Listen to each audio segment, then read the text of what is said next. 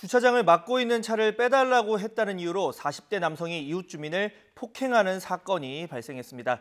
어린 자녀들이 지켜보는 앞에서 욕설을 퍼부었고 또 벽돌까지 들고 위협을 했는데 맞는 걸 본 아이는 충격을 받아서 심리 치료까지 필요한 상황입니다. 앞서 큰 논란이 있었던 제주 카니발 사건과 비슷한 내용인데 취재기자 연결해서 알아보겠습니다. 김지환 기자. 네, 사회부입니다. 네, 이 어린 자녀가 보는 앞에서 폭행 사건이 발생했습니다. 자세한 내용 들어볼까요? 네, YTN 취재진이 제보받은 블랙박스 영상 함께 보시겠습니다. 화면 가운데 주차장을 가로막고 있는 대형 SUV 한 대가 보이는데요. 그 오른쪽으로 주민들끼리 소리를 지르며 승강이를 벌이다 한 남성이 다른 남성의 머리채를 다짜고짜 잡아채더니 힘껏 당깁니다. 가족들이 말리면서 겨우 떼어놓긴 했는데 가해 남성 이번엔 바닥에 있던 벽돌을 주워 들고 위협합니다. 이 사건이 벌어진 건 지난 23일 오전 8시쯤이었습니다.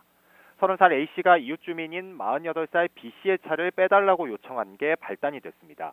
차를 다른 곳으로 옮겨달라는 부탁에 B씨가 다짜고짜 폭언과 욕설을 했다는 게 피해자 A씨의 주장입니다.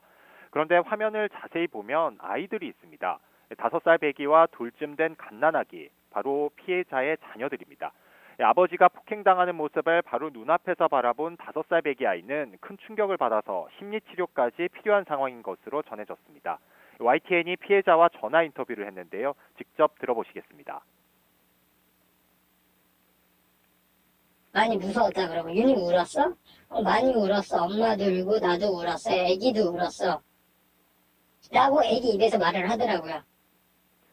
경찰은 가해자 B씨를 상해 등 혐의로 입건하고 사건 경위를 조사하고 있습니다. 앞서 지난해 8월에는 난폭운전에 항의하는 상대 운전자를 차 유리창까지 깨고 자녀들이 보는 앞에서 폭행한 사건이 발생해 큰 논란이 일었습니다. 이른바 제주 카니발 폭행으로 알려진 이 사건의 영상이 퍼지자 청와대 국민청원 게시판 등에는 운전자를 엄중하게 처벌해야 한다는 목소리가 높았는데요. 가해자는 지난 5일 1심 재판에서 징역 1년 6개월을 선고받고 법정 구속됐습니다.